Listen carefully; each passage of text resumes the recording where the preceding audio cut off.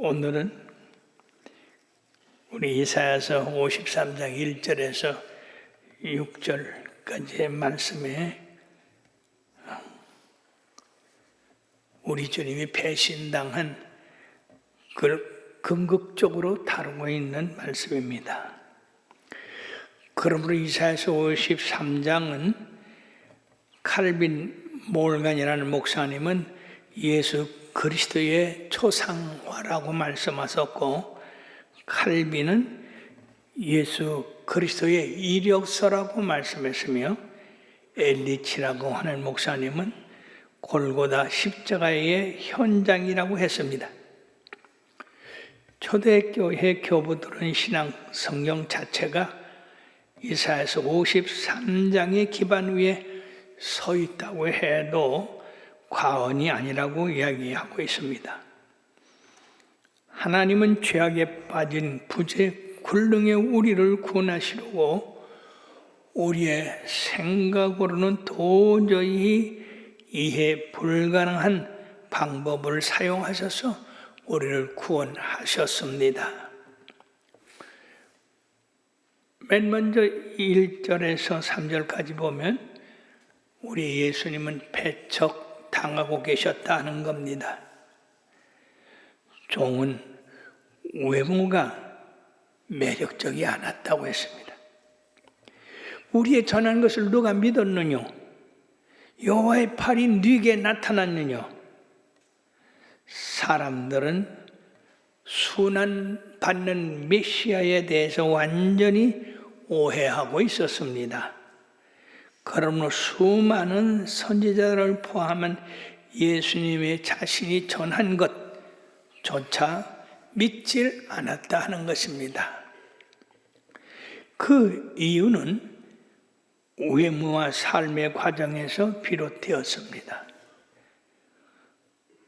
고운 모양도 없고 풍채도 없은즉 우리의 보기에 흠몰할 만한 아름다운 것이 없었다고 했습니다. 주님은 어려서부터 아버지 목수의 그 일을 도우면서 자라셨기 때문에 지역적으로도 어려운 곳에 있었고 생활적으로도 대단히 어려운 곳에 있었기 때문에 자랑할 것이 없었습니다.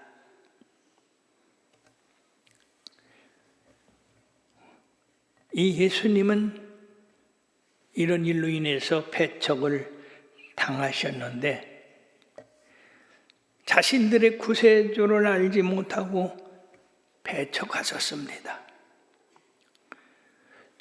우리 예수님은 어려서부터 간고를 많이 겪었으며 질고를 하는 자라, 즉 고난과 질병을 많이 겪었으므로 외모가 상했다는 얘기입니다.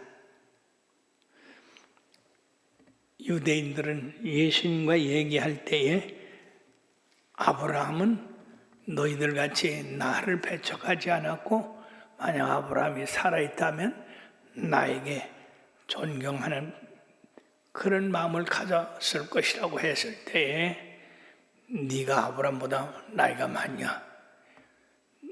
나는 아브라함이 있기 전에 있었다. 이들은 예수님이 하나님의 아들이요 이 땅을 지으신 창조자라고 하는 사실, 인간의 모습을 가지고 나왔기 때문에 인간으로 알았고 고생을 많이 해서 얼굴에 그 고생이 많이 나타나지 않습니까? 그걸 보고 메시아로 생각을 못했던 겁니다. 예수님은 아브라함이 나시기 전에도 계셨죠.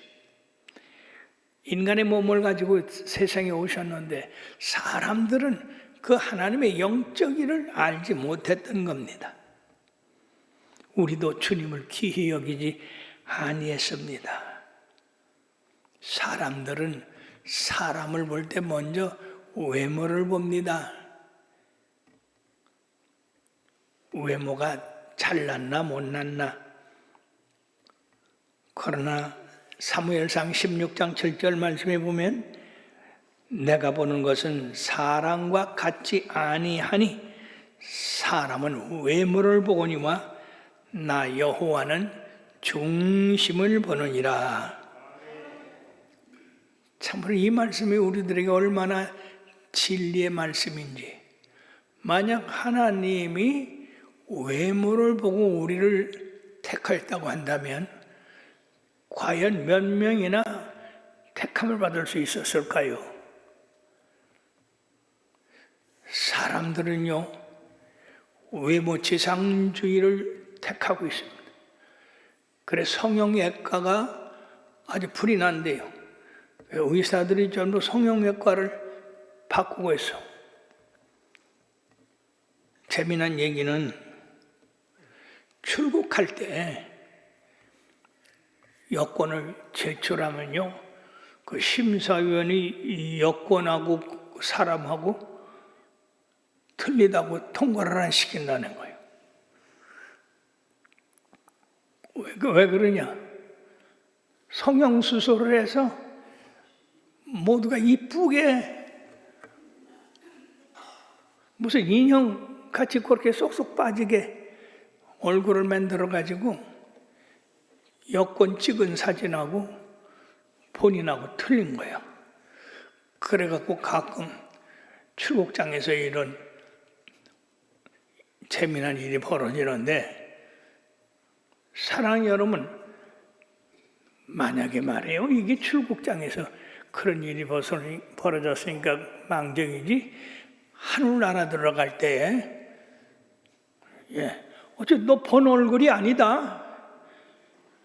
아이고, 베드로님, 나 성형하고 왔어요. 그 뭐하러 성형하고 왔냐? 생긴 대로 살지? 그럴 거 아니에요? 그러시니까 여러분들이 조금 불편한 거, 눈꺼풀이 자꾸 내려앉는다든지, 그래서 보는 것이 좀 어렵다든지, 그러지 아무리 봐도 코가 납작해서 안 되겠어. 그래서 코를 높인다든지, 눈을 왕방울같이 키운다든지. 그래서 우리나라 누구도 부인이 원래 사진을 보면은 꼭 촌여자 같은데 아주 한다는 인류 배우같이 생겼어요. 지상에서 사람들이 사람들의 눈길을 얻기 위해서 이렇게 뜯어고치는 것은 하나님을 중심으로 사는 우리들에게는 합당하지 못하다 하는 것입니다. 이 예수님은 고난 겪은 것이 대속적인 고난이다 하는 것입니다. 그리스도께서 가시관을 쓰시고 십자가에 못 박혀시고 고난받으신 이유가 다 인간의 구원을 위한 일이었다 하는 겁니다. 그럼에도 불구하고 우리는 생각하기를 예수님은 고난받는 게 당연하다, 하나님에게 매맞는 게 당연하다 라고 그렇게 생각했다는 얘기예요. 우리의 생각이 얼마나 어리석고 소경과 같은 그런 생각이었었습니까? 예수님이 당하신 그 십자가의 고통은 대속의 고통이었었습니다. 즉 나와 여러분, 온 인류가 당해야 할 그 심판을 예수님이 대신 담당하셨다는 겁니다. 그가 찔림은 우리의 허물을 인함이요, 우리가 하나님 법에 대한 위반을 많이 했습니다. 이거에 대해서 예수님이 찔리셨다고 했습니다. 그 찔린 것이 그냥 찔린 겁니까? 창으로 찌르고 가시관으로 찌르고,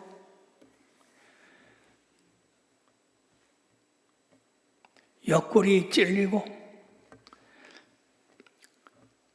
그거는 가시를 조금 찔린 게 아니라 상처를 내는 겁니다. 그가 상하면 우리의 죄악을 인함이라. 인간으로 태어나서 평생에 지은 죄가 얼마나 많습니까? 이것은 하나님의 진노와 저주 아래에 있어서 그것은 답이 영원한 사망이 되는 겁니다. 죄의 삭선 사망이요. 하나님의 은사는 그리스도 예수 안에서 영생이라고 하신 말씀대로 죄를 지은 사람은 다 형벌을 받아 죽음을 당하게 돼 있는 것입니다. 그러므로 인간으로서는 절대로 죄를 사할 수 있는 자격을 가진 사람이 없어요. 왜냐하면 다른 사람의 죄를 사해 주려면 자기 자신이 죄가 없어야 됩니다. 그러므로 인간 중에서 인간의 죄를 사할 수 있는 것은 죄 없으신 예수님밖에 없는 겁니다. 다른 사람은 다 죄가 있기 때문에 자격이 없어요. 예수님만이 인간의 죄를 대신할 그런 자격이 있는 겁니다. 그래서 예수님이 십자가를 지으신 겁니다. 우리가 대신 심판받아야 될 그 죄의 짐을 예수님이 대신 죽음으로써 대속하셨습니다. 그 인간들의 죄가 얼마나 컸겠습니까? 겟세마네 동산에서 예수님이 피와 땀을 흘리며 하나님 앞에 간구했다 하는 그것, 인간의 죄가 너무 컸기 때문에 예수님이 그 짐을 지기는 너무 괴로웠고 너무 큰 것이었다 하는 것입니다. 그가 징계를 받음으로 우리가 평화를 누리고 인간의 죄의 대속물이 되심으로 우리가 예수님이 우리 죄를 대신해 가져가심으로 우리는 그 죄의 값을 치르지 아니하고 평안을 누리게 되었으니까 그가 채찍에 맞음으로 우리는 나으리보도다. 예수님께서 무슨 죄가 있어서 40에 하나 감한 채찍을 맞았습니까? 이 로마 사람들의 그 채찍은 가죽으로 내서 끝에 7 가닥에 꼬챙이가 달려가지고 한 번 치면 그 꼬챙이에 살이 묻어나는 그런 매를 예수님 맞으셨어요.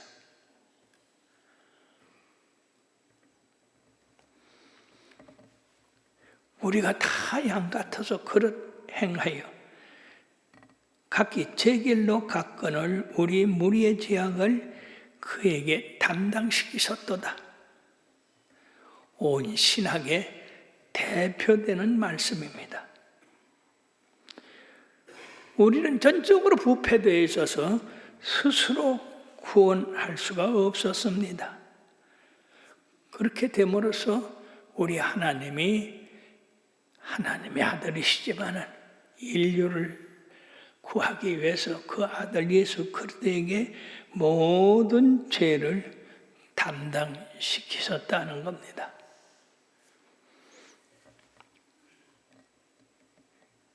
레위기 16장 21절 22절에 보면은 해마다 대제사장이 염소 2마리를 선택합니다. 그래 염소 2마리를 선택해서 한 마리는 진 밖에 두고 한 마리는 진 안으로 데려가서 그 피를 흘림으로 이스라엘의 모든 죄를 대속을 시킵니다. 그 피가 지성소까지 가서 시온 성자에 뿌려지게 됩니다. 그럼 나머지 한 마리는 뭐냐? 이 한 마리의 이름을 이사셀이라고 합니다. 이사셀. 떠나보낸다는 하는 의미가 있어요. 제사장은 그 이사셀 머리 위에 이스라엘 모든 죄를 붉은 천으로 써서 불에 매고 기도를 합니다. 하나님, 우리가 이러한 죄를 져서 이 이사셀 염소가 대신 가져갑니다. 그래, 모든 죄가 그 머리에 전가되고 대속되어서 그 염소를 끄는 사람은 그 지형을 멀리까지 잘 아는 사람이에요. 그래가지고 이 염소를 아주 먼 곳으로 끌고 갑니다. 그리고 거기다가 던져요. 그러면 이 염소가 그 들에서 헤매다가 죽습니다. 그의 머리에 썼던 그 붉은 천으로 썼던 죄들이 햇빛에 서서히 바래지면서 결국 이스라엘을 지은 모든 죄가 그 염소 이사셀에 의해서 먼 광야로 떠나보내고 말았습니다. 그래서 하나님께서 너의 죄를 멀리 옮기셨다고 했습니다. 동이서에서 먼 것 같이 멀리 옮기셨다고 그렇게 해서 이스라엘이 속죄일에 10월 10일 날 이런 제사장이 두 염소, 하나는 성전 안에서 이스라엘 백성의 죄를 대속하고 하나는 이사셀 염소를 통해서 밖으로 멀리 쫓고 이래서 이 날은 이스라엘 백성의 속죄일이 되고 전부 금식하면서 내 죄 대신 염소가 갔다 죽었다 이렇게 생각을 하는 겁니다. 사랑하는 여러분, 우리 주님께서 찔림은 우리의 허물 인함이라고 했고 상함은 우리의 죄악이라고 했고 그가 징계를 받음으로 우리는 평화를 누리고 그가 채찍에 맞음으로 우리는 나무를 입었다고 했습니다. 사랑하는 여러분, 요사이들은 너무 감정들이 무뎌가지고 이 말씀을 내 것으로 받아들이고 애통하는 사람은 별로 없어요. 그러므로 여기 우리의 죄악을 바꿔서 나라고 하는 이름으로 바꾸어 한번 해서 불러봅시다. 그가 찔리면 누구의 죄악을?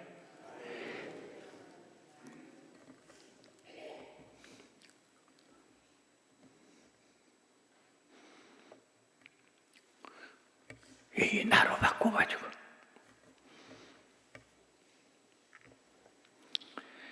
제일 먼저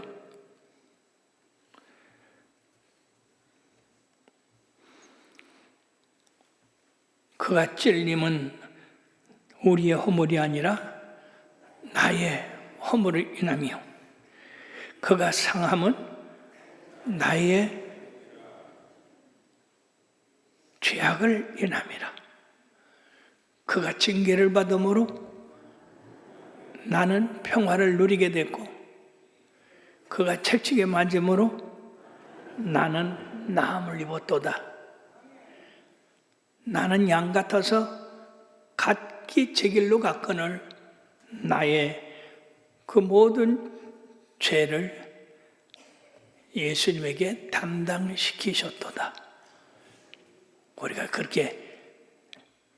우리가 벌써 우리라고 하면은 그 무리 속에 안 들어가는 사람들이 있잖아요. 그러나 나의 허물 때문에, 나의 죄악 때문에, 나의 잘못 때문에, 내가 하나님을 거스린 그 모든 것 때문에 심판을 받아 사형 선고를 받아야 됨에도 불구하고 내가 지금 이렇게 살아있고 앞으로도 살 것을 보면 이건 전적으로 하나님의 은혜라. 사랑하는 여러분들이요, 오늘 우리 예수님께서 세상에 오셔서 십자가를 지심으로 십자가의 그 하나가 찔리고 상하고 채찍에 맞고 멸관을 쓰신 그 모든 것들은 다 나 때문에, 내가 살아가면서 저지른 죄 때문에 그렇게 됐으므로, 이걸 생각하면 우리 예수님의 대속의 십자가가 얼마나 놀라운 것이냐. 만약 예수님이 그런 고난을 당하지 않았다면 나는 주님 앞에 설 때 너는 죄 때문에 심판을 받아야 된다 하고 바깥으로 나가라고 하면 어떡하겠어요?